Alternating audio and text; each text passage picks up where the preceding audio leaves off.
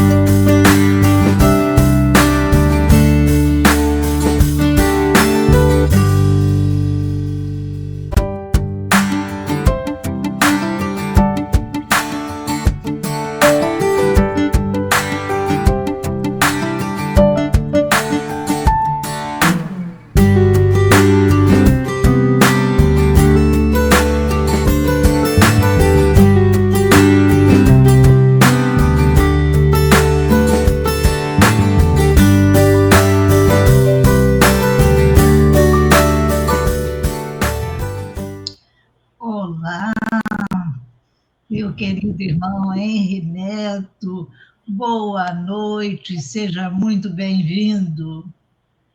Boa noite, Delfa. Tudo bem com você? Tudo bem com todos?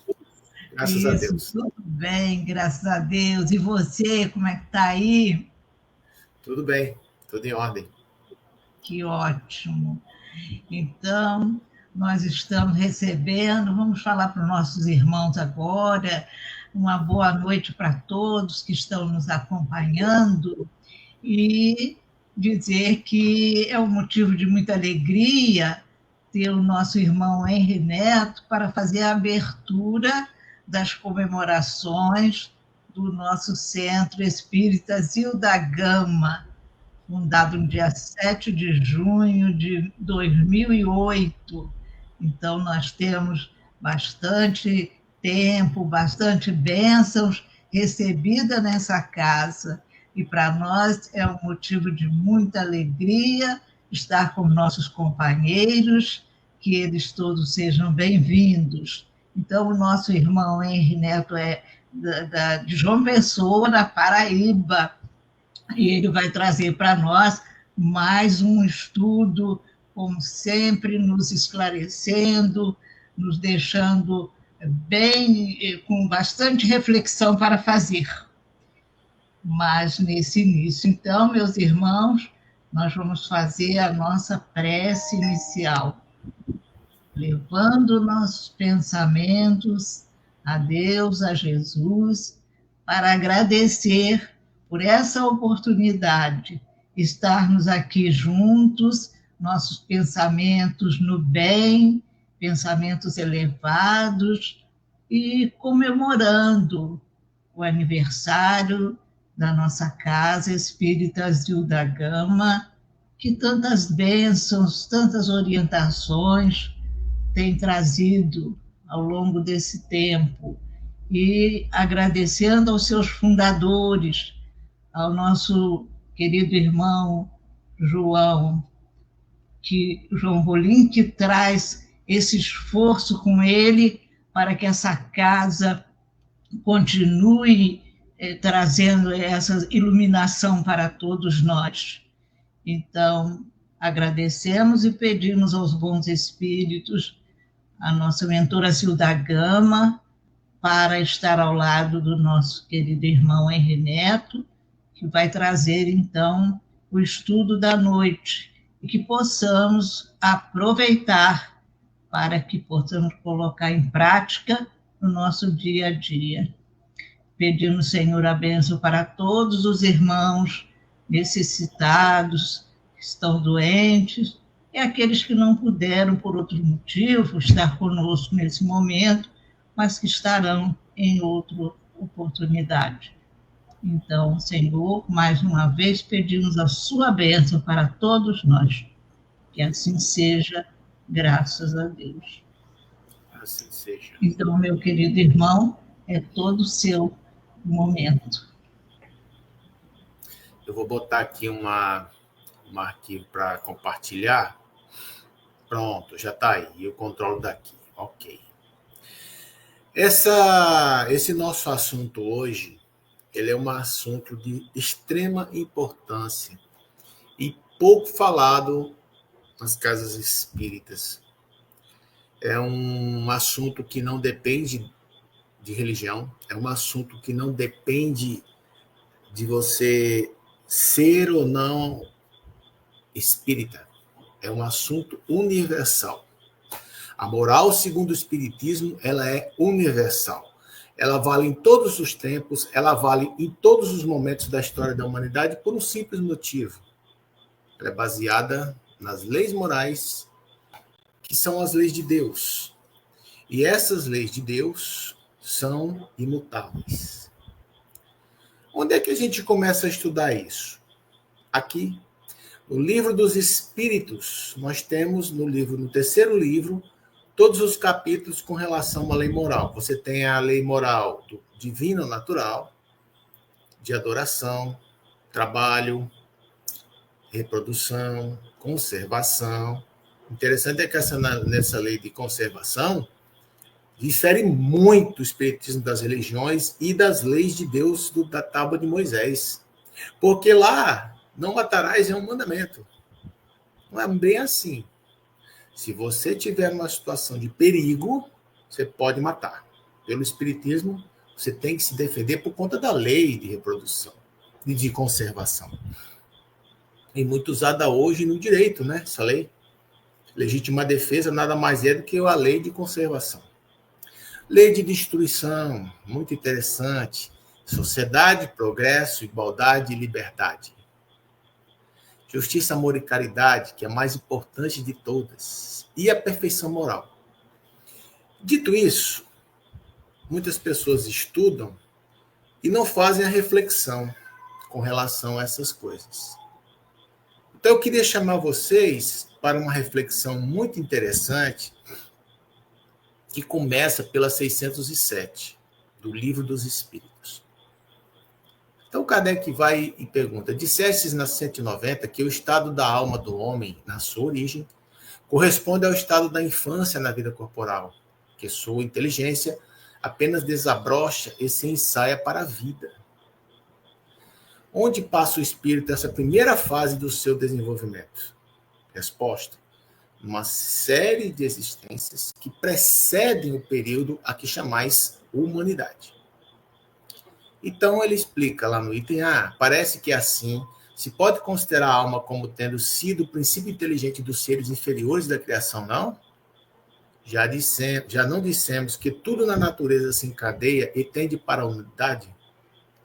Nesses seres, cuja totalidade estás longe de conhecer, é que o princípio inteligente se elabora, se individualiza, pouco a pouco, e se ensaia para a vida, conforme já dissemos. É, de certo modo, um trabalho preparatório, como o da germinação, por efeito da qual o princípio inteligente sofre uma transformação e se torna espírito.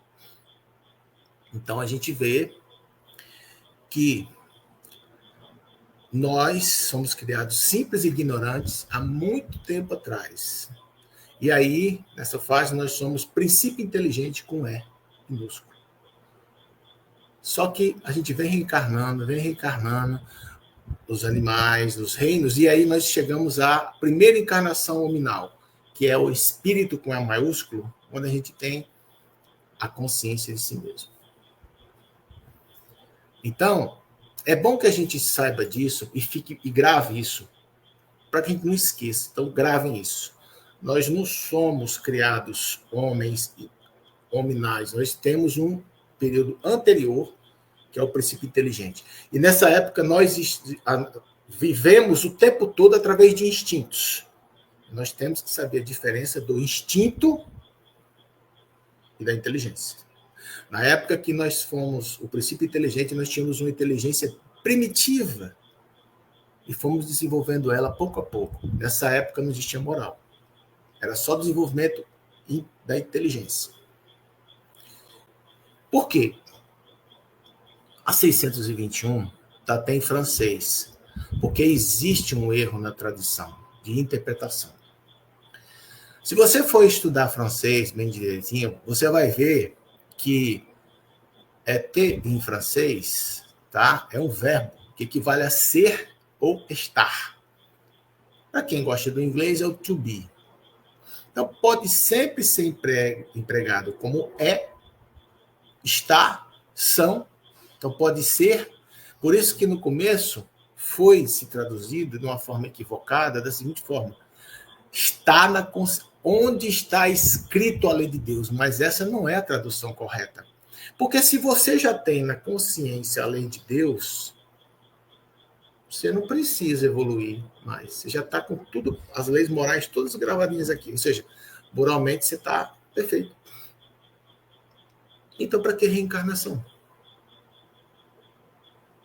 A reencarnação serve justamente para isso. Para você ir passo a passo, reencarnação a reencarnação, desenvolvendo a moral. Dito isso, como seria a verdadeira tradução dessa pergunta? Onde é escrita a lei de Deus? Na consciência. Então, toda vez que o espírito encarna, primeira vez ele encarna, depois ele reencarna, cada vez que ele faz isso, ele aprende uma coisa diferente. E a esse ir e voltar é que ele vai adquirindo o conhecimento, a experiência daquela encarnação, e ele vai crescendo. Ok? Então, mas o que o Livro dos Espíritos diz que é moral? O que é a moral segundo o Livro dos Espíritos? Na 629 a gente vai entender. É a regra para o bem se conduzir, isto é, a distinção entre o bem e o mal. Será que a gente sabe fazer isso? Será que a gente sabe o que é o bem e o mal? Eles continuam explicando. Funda-se sobre a observação da lei de Deus. O homem se conduz bem quando faz tudo em vista e para o bem de todos, porque então ele observa a lei de Deus. Então aqui a gente tem uma reflexão muito interessante. O que é fazer o bem? Você tem em vista o bem de todos. Aí já começa a diferenciar. Não é, fazer o bem não é só seguir um livro sagrado como a Bíblia. Fazer o bem não é só você ir a determinado dia numa casa espírita, participar de uma reunião mediúnica, fazer uma ida a uma palestra pública e sair de lá e continuar fazendo as mesmas coisas que você fazia antes. Complicou, e agora? A 630 fala o seguinte: como se pode distinguir o bem e o mal? Kardec é incisivo em suas perguntas. Aí os espíritos nos respondem: o bem é tudo o que é conforme a lei de Deus, e o mal, tudo o que dela se afasta. Assim, fazer o bem é conformar-se à lei de Deus, fazer o mal é infringi-la. É difícil de entender essa pergunta, porque o que é a lei de Deus? Para eu fazer o bem, eu tenho que seguir a lei de Deus. Mas onde é que está escrita a lei de Deus? Onde é escrita? Na consciência. Sim, mas será que a lei de Deus está na Bíblia, está num livro? Os 10 mandamentos, aquilo é a lei de Deus? E isso vai nos levando cada vez mais a perguntas, cada vez mais as dúvidas. O Livro dos Espíritos é assim, ele conduz as perguntas, você tem mais dúvidas, e você vai fazendo a interseção dessas perguntas através de reflexões. Seguindo isso, nós vamos dar um pulo do começo de 1857 até o ano de 1868, onde Kardec escreveu exatamente o que é o bem e o mal, na Gênese, em janeiro de 1868, primeira edição. Ele escreve no item 9 uma coisa importantíssima que faz o link com essas perguntas que eu fiz até então, que nos deixavam em dúvidas, e aqui ele fecha as dúvidas. Se estudarmos todas as paixões e até mesmo todos os vícios, vemos que eles têm o seu princípio no instinto de conservação. Quando nós ainda éramos animais, esse instinto era muito forte, porque nós tínhamos que preservar o corpo, nós tínhamos que vivenciar aquela encarnação. Então, o animal se achou em perigo, ele faz duas coisas: ou ele ataca, ou ele foge. Ele não pensa, ele ataca, foge, e isso é automático, para preservar o corpo. E até mesmo todos os vícios, se a gente analisar, nós humanos, hoje, que Kardec chama de reencarnação hominal, se você analisar todos os vícios e todas as paixões, vemos que todos eles têm o seu princípio no instinto de conservação. Então, o animal está pensando nele, em se proteger. Esse instinto, com toda a sua força nos animais e nos seres primitivos, que estão mais próximos da vida animal, ele domina sozinho, porque entre eles ainda não há de contrapeso o senso moral. Então, o animal não tem moral. Ele age por instinto. É automático. Então, se você vê um leão matando uma gazelinha linda, que você vê, meu Deus, está matando. Não, ele não está agindo errado. Ele está simplesmente matando a fome, porque ele precisa de comer para sobreviver. Então, ele não está fazendo nada errado. Agora, se você vê, escutar, fulano foi um canibal que matou muitas pessoas, aí é complicado. Aí é complicado. Aí ele está simplesmente agredindo a moral, porque ele tem inteligência, ele tem livre-arbítrio e ele faz escolhas. Ele não usa só instinto. Ele não está se alimentando só porque tem fome para sobreviver. Continuando, o ser ainda não nasceu para a vida intelectual. Então, os animais não têm ainda a vida racional dos seres que são o espírito com E maiúsculo. O instinto enfraquece, ao contrário, à medida que a inteligência se desenvolve, porque domina a matéria. Com a inteligência racional, chega um ponto, você tem a primeira encarnação hominal, você recebe a inteligência racional. Então, você começa a raciocinar, e aí você vai fazer a primeira vez uma coisa chamada escolha, que o animal não tem. Então, com a inteligência racional, nasce o livre-arbítrio, que o homem usa a sua vontade. Então, somente para ele começa a responsabilidade dos seus atos. Então, ninguém nasce com imperfeições, vícios. Ninguém nasce e surge com virtudes. Na nossa fase animal, nós não temos isso, pois nós só somos instinto, inteligência primitiva. Quando a gente tem a primeira encarnação hominal, aí sim, aí nós começamos a escolher. Quando a gente começa a escolher, é que complica. Porque se eu escolher certo, eu vou desenvolver virtudes ou perfeições, que é usado no céu e inferno. Se eu escolher errado, eu vou desenvolver vícios ou imperfeição. Por isso, a gente já começa a entender o significado da moral para o Espiritismo. Porque vejam o que diz na 893. Qual a mais meritória de todas as virtudes? Qual é a maior virtude do Espírito? Resposta dos Espíritos. Todas as virtudes têm seu mérito, porque todas indicam o progresso na senda do bem. A virtude sempre que há resistência voluntária ao arrastamento dos maus pendores. A sublimidade da virtude, porém, está no sacrifício do interesse pessoal. Esse é o maior problema do espírito imperfeito que está encarnado na Terra. Todos os espíritos nesse nosso planeta de provas e expiações têm um interesse pessoal muito forte ainda.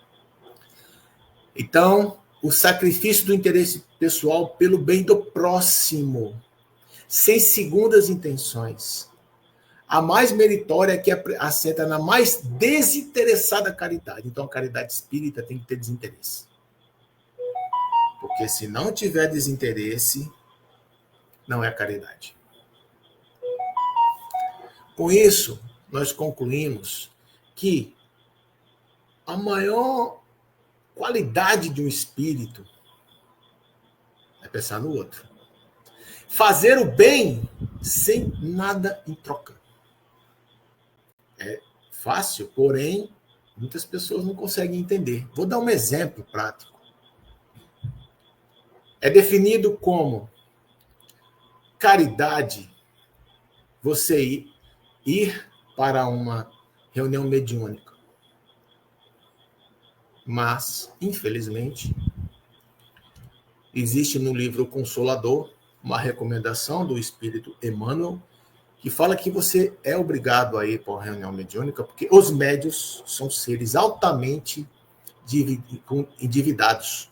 Fizeram muitas coisas no passado, gravíssimas, e tem que ir para uma reunião mediúnica para pagar suas dívidas. E muitos espíritas não leram o livro dos espíritos, vão usar este livro, vão fazer o quê? Vão para uma reunião mediúnica porque é obrigação. Não vá. Ah, mas eu sou médium, se eu não for, vou passar mal. Não vá.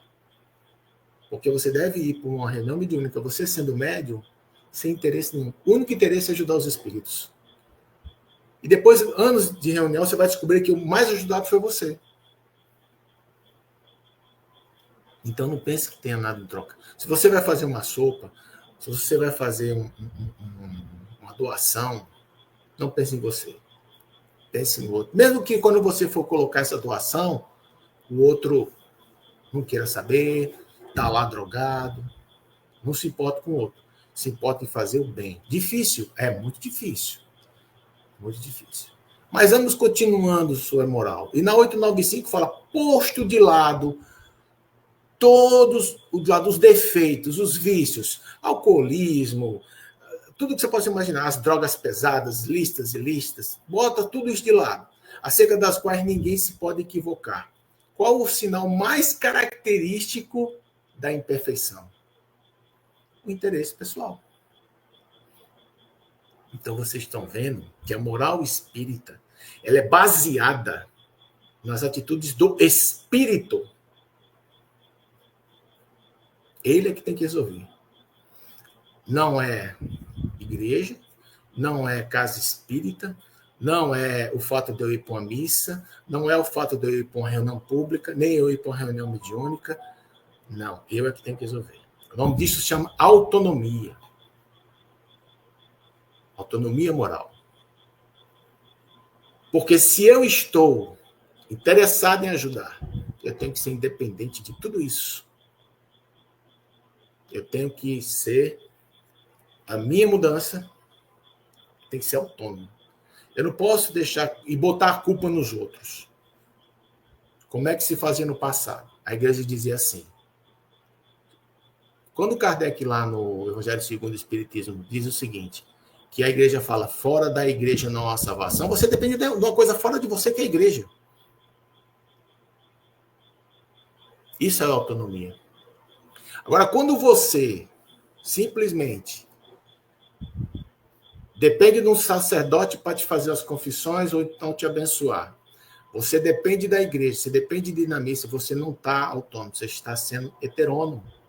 Você vai ter você para atingir felicidade, para ir para um lugar bom, para o céu, você tem que ter ajuda externa. Mas a gente está vendo que o Livro dos Espíritos não fala nada disso. Porque o interesse pessoal, quem vai mudar é você. Ninguém vai mudar o seu interesse. Uma igreja não vai mudar o seu interesse, uma casa espírita, um dirigente, uma leitura do livro. Não, você que tem que fazer isso. O apego às coisas materiais constitui sinal notório de inferioridade. Lá no livro Céu e Inferno ele repete isso aqui. Porque quanto mais se aferra aos bens deste mundo, tanto menos compreende o homem seu destino.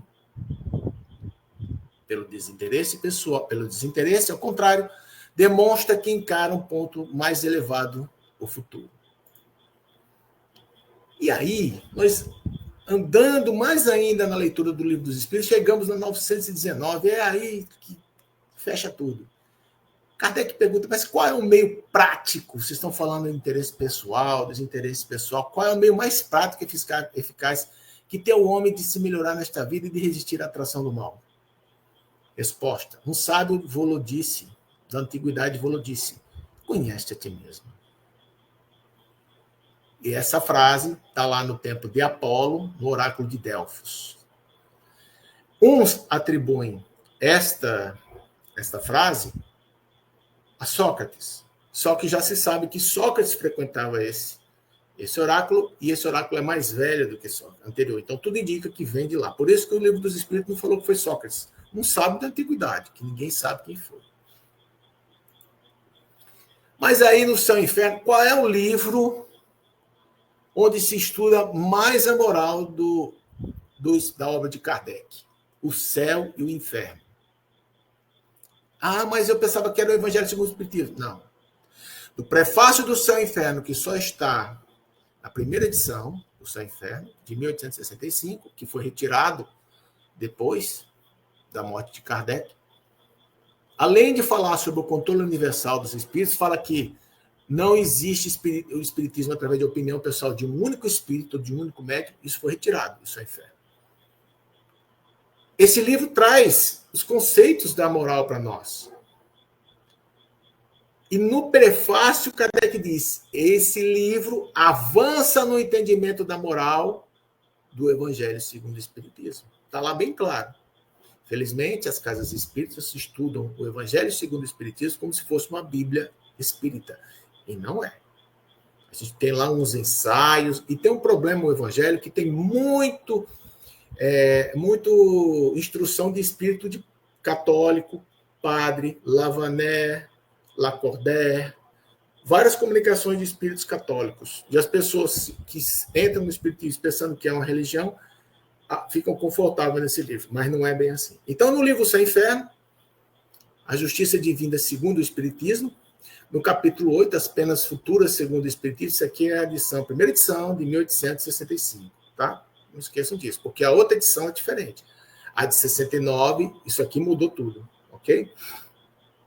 Então, nessa aqui, na segunda, ele tem o segundo item, que é muito interessante, que fala assim, sendo todos os espíritos perfectíveis, olha só, o que o Livro dos Espíritos falou, em virtude da lei do progresso, lei moral do progresso, trazem em si os elementos de sua felicidade ou de sua infelicidade futura, e os meios de adquirir uma e de evitar a outra trabalhando em seu próprio adiantamento.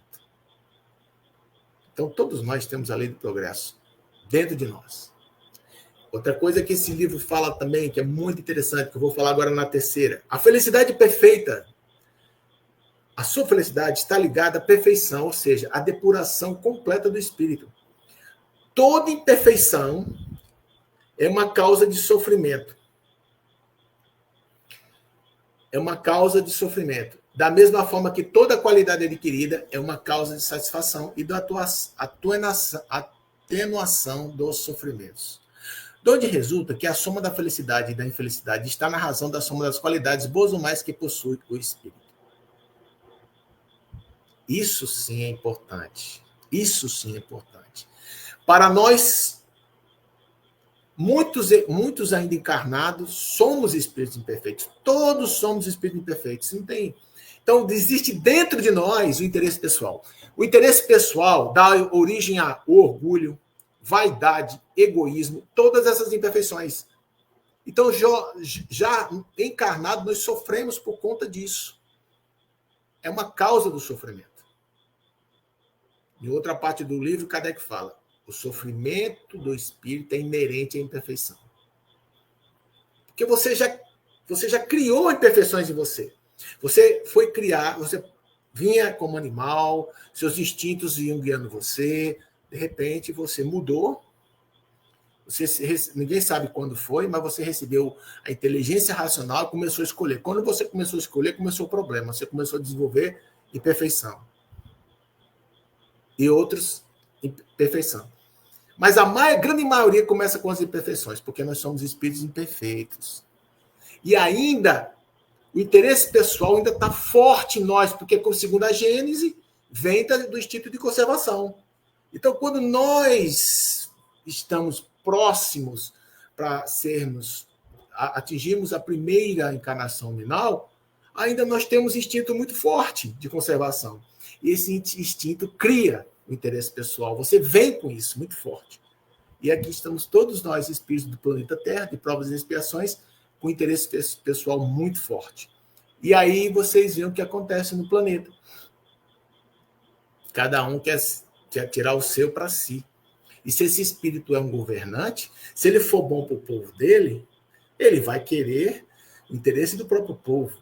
E isso vai dar origem a grandes guerras que a gente tem na história da humanidade. Cada um querendo o seu para si próprio. Esse é o nosso planeta. Um planeta onde o interesse pessoal é a característica, onde o orgulho, onde o sucesso e a vaidade dão ao espírito uma influência muito grande. Então, a gente já, no colégio, quando criança, o próprio colégio já faz uma maneira de selecionar. Então, você já é impulsionado a agir querendo ser melhor do que os outros. É interesse pessoal, isso é orgulho. E a vida toda, você vai, no final da escola, você vai para uma grande prova, que é o vestibular. E aí você vai passar. E a sua vida vai ser uma eterna luta de conquistas materiais. Aí você atinge o ápice, você tem tudo, você tem uma casa, você tem uma família, um carrão do ano, e dá um tiro na cabeça. Porque a felicidade não tem nada a ver com isso. A felicidade é inerente à perfeição. Esses espíritos que conquistam tudo isso estão ligados à matéria. E não prestam atenção no interesse pessoal. E cada vez vão querendo mais, vão conquistando mais. E o desejo vai aumentando, Chega uma hora que ele vê que não é nada disso. Não há, em relação à natureza, a intensidade e a duração do castigo, nenhuma regra absoluta e uniforme. A única lei geral é que toda falta recebe sua punição e toda boa ação sua recompensa, segundo o seu valor. Então, gente, essa história de dizer o suicida é o pior dos casos, ele vai morrer, ele vai acabar com a vida dele, vai para o Vale dos Suicidas, chega lá no Vale dos Suicidas, ele vai ter que reencarnar. Se ele der um tiro na cabeça, ele vai voltar sendo retardado ou com problemas mentais. Se ele usou a inteligência para prejudicar muita gente, ele vai reencarnar como uma criança excepcional. Pesado isso, não? Quem foi que disse isso?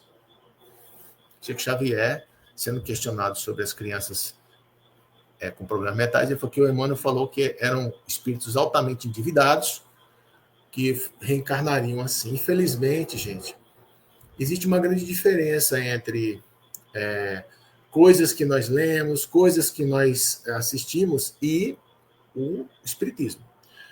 Mas eu estou citando esses como exemplo, mas eu queria deixar uma coisa bem clara. Eu não estou falando de Chico nem de Emmanuel, não. Respeito. Acho que Chico Xavier é um grande nome nosso e um grande médium. O problema é o que aconteceu na mediunidade dele. Não houve análise do que ele fez, né? E muitas coisas que Chico escreveu, o espírito Emmanuel, que é rostanguista, ele simplesmente praticou e colocou uma moral heterônima dentro do espiritismo. Continuando, vamos lá. O livro Céu e Inferno, eu falei de suicidas, tem uma evocação muito interessante. Senhor Feliciano. Né? O senhor Feliciano, eu vou falar rapidamente sobre ele era amigo de Kardec. Ele tinha uma empresa muito grande, era rico, brincalhão, bom vivant, todo mundo gostava. Sabe essa pessoa que você chega perto e diz, pô, esse cara é fantástico. Em certo momento da vida dele, ele já era um pouco de idade, ele fez uns investimentos, umas especulações e a empresa dele faliu. Com a incapacidade que ele tinha de retomar a sua fortuna, a sua vida, ele se matou, né? Se matou enforcado. E Kardec recebe a notícia. Fica sem entender e resolve evocá-lo. Então, gente, é muito importante a gente não rotular espíritos. O espírito é um suicida, vai para o Vale dos Suicidas. Muito importante não fazer isso. Fulano está ali, ó, na cadeira de roda, não fala. Foi uma criança que não fala. Isso aí merece estar aí. Porque em outras vidas, segundo alguns espíritos, ele fez muita coisa mal, então ele está pagando o que ele fez. Gente, às vezes essa criança é um espírito evoluído. Superior àquele que está falando. E aí eu dou uma... Vocês podem ler no livro Céu e Inferno, onde vocês colocam lá expiações terrestres, o caso do Marcel, o menino do 4-4. Espetacular. Uma criança toda deformada, ficou abandonada no hospital porque os pais abandonaram, deformação muito grande, sofrimento muito intenso, mas todo mundo do hospital se impressionava com as coisas que ele falava. Uma criança de 10 anos. Quando esse menino morre, o médico escreve a Kardec. E aí, Kardec faz um estudo sobre esse caso, publica no livro Céu e Inferno, e quando questionado o que ele fez nessa vida para merecer isso, ele falou, não, nada. Na última vida eu vivi até os 90 anos, bem velho, e resolvi tudo.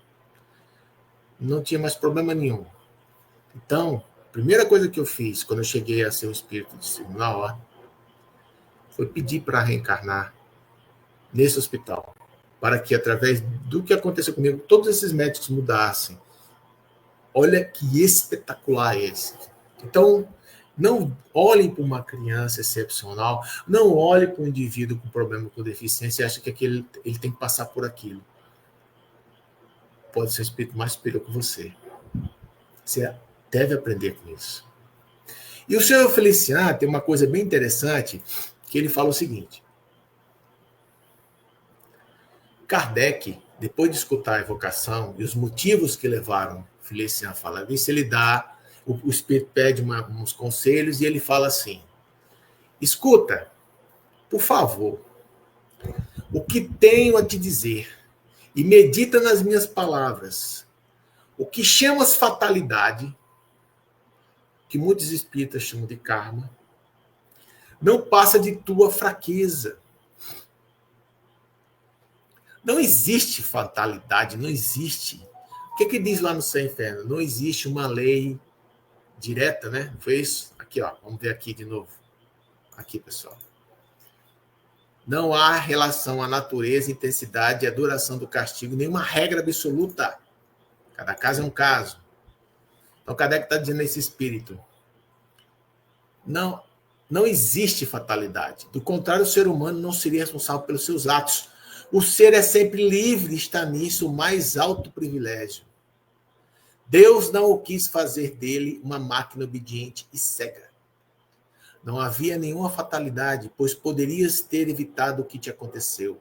A tua prova, prestem atenção nisso, gente. Tem gente que acha que o suicida foi um ato impensado.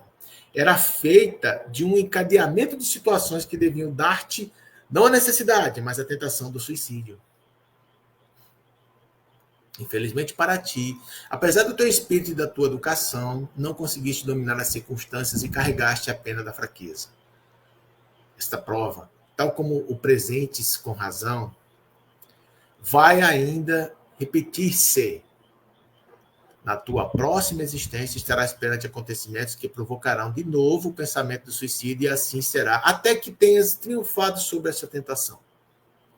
Longe de acusares a sorte, que a obra tua, admira a bondade de Deus, que em vez de te condenar, sem perda ou nenhuma primeira falta, oferece-te continuamente meios de te emendares. Então, gente, preste atenção. A gente vê e aprende com essa evocação. Eu fiquei dialogando durante 5 anos na Casa Espírita, e eram 3 sessões, eu participava na quarta, quinta e sexta, e na quinta era a reunião de desobsessão. E eu conversei com muitos suicidas, né? Então eu notava que no meio espírita tem que ter caridade com o espírito, não pode falar, não pode dizer que ele morreu, não pode dizer... Mero engano. Olha Kardec falando para o espírito, você errou. Preste atenção nisso que você fez. Que o espírito se lamentou, disse que foi se lamentando. E Kardec estranha o jeito que o espírito fala. E começa a desconfiar, porque todo suicídio que Kardec tinha invocado estava muito perturbado. E esse não estava perturbado. Estava consciente. E essa é a 4ª vez que ele tenta sair do suicídio. Ou seja, o suicídio para ele, vencer o suicídio era uma prova. Entenderam, gente? E ele não conseguia. Quando ele não conseguia, que ele repetia, se torna expiação. A expiação não é um castigo. A expiação é um esforço e um trabalho para você voltar a fazer o bem. Então, ele falhou na primeira vez.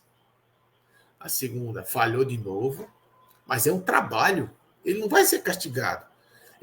Se ele desse um tiro na cabeça na primeira, ele não vai voltar com problema na cabeça. Porque o perispírito não é lesado.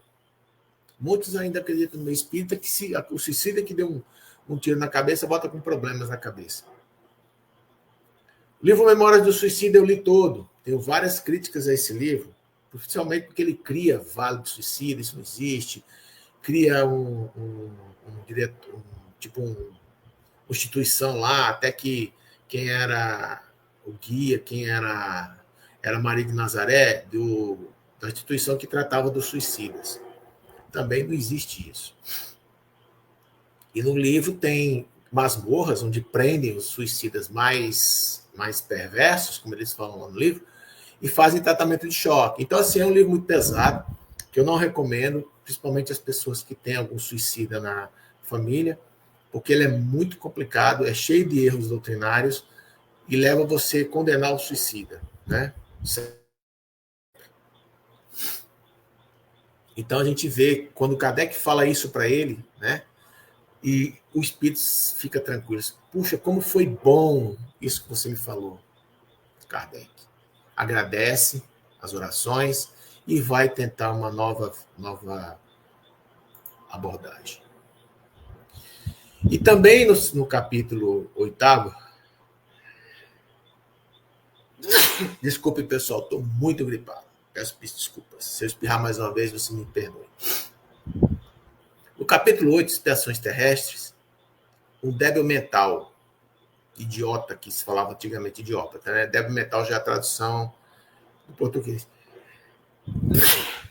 Vamos lá, com paciência a gente continua. Isso foi na Sociedade Espírita de Paris, em 1860. Ok? Vamos lá.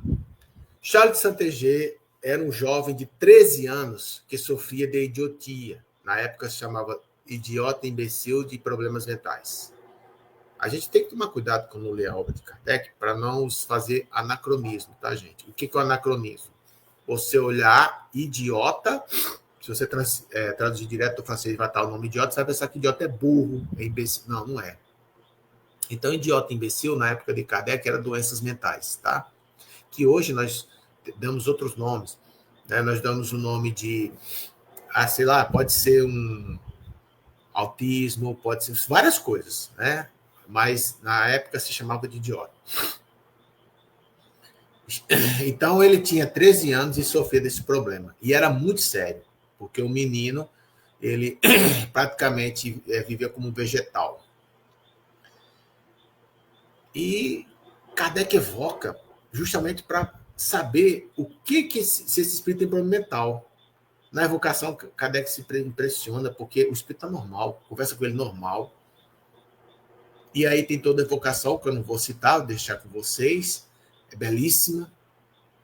A gente vê que aquele nosso irmão que está no corpo, ou um autista, ou o que for, o defeito é do corpo, não é do espírito. Você tem um espírito ali normal, que está do seu lado. Então, o que Kardec concluiu com isso? A única forma de justificar uma situação como esta é da teoria da reencarnação. Desafiamos mesmo todos os que recusam essa ideia a responderem a essas questões. Por que crianças nascem com esse problema? Primeira pergunta. Por que jovens cheios de vida, 20 anos, de repente no acidente automobilístico, no atropelamento, morrem, tendo uma vida inteira pela frente? Nem nada explica isso, só o espiritismo. Nenhuma religião explica isso. Com base nessa teoria, o que parece uma injustiça torna-se uma justiça perfeitamente incompreensível. O que parece inexplicável torna-se racional. De resto, os que recusam a reencarnação apenas a recusarem, os que recusam a reencarnação apenas a recusaram com base na sua falta de vontade de regressarem à vida terrena. A esse respeito dizemos: para vos fazer regressar aqui, Deus não vos pede autorização, assim como o juiz não consulta a opinião do condenado antes de enviar para a prisão. Todos podem ocultar as suas vidas materiais, caso suicida, né? Ou evitá-las para sempre. Você só reencarna quando você quer. Aperfeiçoando o seu máximo para poderem passar a uma esfera superior. Nessas esferas felizes, como sabemos, o egoísmo e o orgulho não têm lugar. Interesse pessoal só nos planetas como a Terra. Para você ir para um planeta que é o planeta feliz, você tem que tirar o interesse pessoal. E é difícil. Você vai ter que reencarnar muitas vezes aqui para isso. É para nos livrarmos dessas enfermidades morais que temos que trabalhar para evoluir espiritualmente. Em qualquer caso, para os pais, é uma oportunidade de exercerem uma caridade muito meritória. Quantos e quantos irmãos nossos perderam a reencarnação cuidando do filho, cuidando de um irmão, de um pai que não pode, não tem condição de se manter. E aí muitos falam, eu perdi minha vida, eu não casei. O que é isso? Interesse pessoal. Se preocupa com ele. Mas quando você quer o bem do outro, você começa a desenvolver o desinteresse pessoal. Isso é caridade, muito meritória. Face ao nível de pobreza em que geralmente vivem os pais daquela criança que ele está falando, e é mais uma carga sem compensação material nenhuma. Eles não tinham ajuda de ninguém. Há mais mérito em cercar de cuidados afetuosos uma criança com problemas mentais do que aquela cujas qualidades oferece uma retribuição. Você vê a criança perfeita, interagindo com você. Isso é a felicidade de todo pai e mãe. Mas e quando a criança não tem isso? Está em estado vegetativo, é autista, vários níveis de autismo. Não devemos abandonar esses seres maravilhosos, porque se eles estão nessa condição, estão conosco para nós cuidarmos dele, eles são mais evoluídos que nós. Não é todo caso. Acontece outros casos também. Ora, a caridade do coração, sendo uma das virtudes mais agradáveis a Deus, atrai sempre a bênção para os que a praticam. Esse sentido inato entre essas pessoas equivale à prece seguinte: obrigado, meu Deus, por nos teres dado como prova um ser fraco a sustentar e um aflito a consolar. Então, eu deixo com vocês essa reflexão, para mim, uma das mais importantes de Kardec, que fecha tudo o que a gente falou sobre a moral espírita. A moral espírita, ela é baseada na autonomia, em você primeiro cuidar de tirar suas imperfeições. Você tem que resolver. Não vai ser uma igreja, não vai ser um templo, não vai ser um sacerdote, não vai ser um espírito e nem vai ser um médium. Não o que um médium falou, o que o espírito falou. Não, vai ser você. Você que vai resolver isso. Pode demorar 1.000, 10, 20 mil anos, 300 mil anos. É você que vai ter que resolver. Ninguém mais. Tua felicidade é você. Não está nos outros, está em você. Não está em mais ninguém. Só em você. Então, quando nós estamos diante de determinadas situações, pensemos nisso. Pensemos nisso. Por quê? Essa é a verdadeira moral do espiritismo. Nada de ficar indo todo... eu tenho que ir para a casa espírita, segunda, terça, quarta, quinta e sexta. Eu tenho que ser trabalhador. Se você fizer estudo, ótimo, mas faça pelo bem dos outros e não pelo seu próprio. Eu vou fazer tudo isso porque eu vou para o nosso lado, depois que nós desencarnar. Não faça isso, não. Eu vou dar sopa no domingo, eu vou dar o pão, distribuir, campanha do quilo. Faça, mas faça pensando em ajudar os próximos. E não vou fazer isso porque aí eu consigo fazer as coisas boas.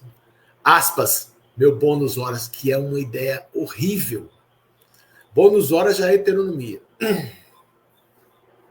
Você fazer alguma coisa para ganhar uma recompensa, uma bônus horas, não faça.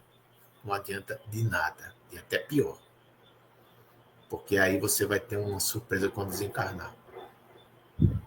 Então, pensemos nisso. Né? Pensemos nisso. E deixo apenas essa reflexão maravilhosa de Kardec, quando ele fala isso. Vamos cuidar dos outros, porque no final das contas é assim, pessoal. Você passa a fase animal, você entra na fase luminal, começa a escolher, vai desenvolvendo virtudes, vai desenvolvendo uma série de perfeições e imperfeições, desenvolve mais imperfeições, aí tem que voltar para corrigir essas imperfeições. Quando você já está tudo certinho, aí você vai cuidar dos outros. Então, quando você vai para a segunda ordem, a primeira missão é cuidar de ser um anjo guardião, porque outros fizeram isso por você. Hoje nós temos seres maravilhosos que estão cuidando de nós, nossos anjos guardiões, que já tiraram o seu interesse pessoal, estão uma encarnação todinha cuidando de nós. Então, você, na segunda ordem, você começa, claro que ainda tem um pouquinho, você já começa a tirar isso, mas vai cuidar dos outros. Então, eu deixo essa reflexão, agradeço a todos vocês, tenham uma boa noite, estou aberto a perguntas e reflexões. Muito obrigada, querido irmão. Realmente nós tivemos um assunto e a sua explicação foi muito boa mesmo, porque realmente a gente precisa distinguir essa diferença que há nos livros que nos foram dados para estudo e essa obra original que a gente tanto tem falado, você trabalhando nessa divulgação, é muito bom. Há uma diferença, a pessoa pensa que não há, mas tem que pegar, estudar para observar. E realmente a gente também aqui no Zil da Gama trabalha seguindo seu exemplo e de outros companheiros que estão nessa vanguarda aí, porque realmente nós ficamos um pouco iludidos, não foi? Então, graças a Deus, você trouxe uma explicação belíssima e para nós foi realmente um presente para começar a comemorar esse aniversário, tá bom? Agradecemos muito a sua participação mais uma vez. sempre atendendo o nosso pedido. Isso para nós é uma alegria muito grande. Muito obrigado, Delphi. Eu queria apenas acrescentar, quando a primeira vez que eu fiz uma palestra para vocês, uma live, né?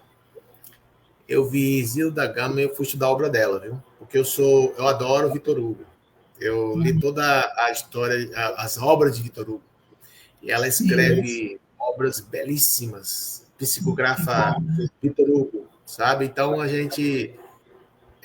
deixa eu dizer a vocês que a Zilda, ela dedicou-se muito ao espiritismo. Antes de tudo, foi logo no comecinho do século XX. E a obra dela é muito boa. Aqueles que quiserem ler, ela tem uma obra maravilhosa. E que bom, nós estamos agradecendo mais essa divulgação sua, muito importante para nós mesmos. Então, nesse momento, nós estamos encerrando para fazer a nossa prece final, agradecendo esses companheiros, esses irmãos de várias localidades que estiveram conosco nessa vibração, nessa união de pensamentos elevados. Então, vamos continuar com esse pensamento e todos juntos vamos, então, agradecendo a Deus e a Jesus, esse mestre que nos ensina, nos acompanha, e essa doutrina que é realmente uma luz na nossa caminhada. Então, agradecemos o nosso coração em festa por essas comemorações desse mês de junho, que é o aniversário, e agradecer a nossa mentora Zilda Gama, e junto com todos nós, com o nosso irmão Henri Neto, trouxe um estudo muito brilhante, nos deixando bem esclarecidos para que possamos também entender a beleza que há de nos fazer esse progresso individual. É esforço nosso, é a nossa vontade. Então, Senhor, agradecemos mais uma vez e pedimos, Senhor, a bênção para todos aqueles que estão mais necessitados, aqueles que ainda têm o coração endurecido, que não conhecem a beleza dessa doutrina, mas que todos poderão conhecer um dia. E assim, pedimos mais uma vez, nos abençoe a todos, Senhor, e continue conosco, agora e sempre. Graças a Deus. Então, receba esse abraço muito carinhoso, tá, Henri? E que Deus o abençoe. Tchau, boa noite a todos. Até a próxima. Até a próxima.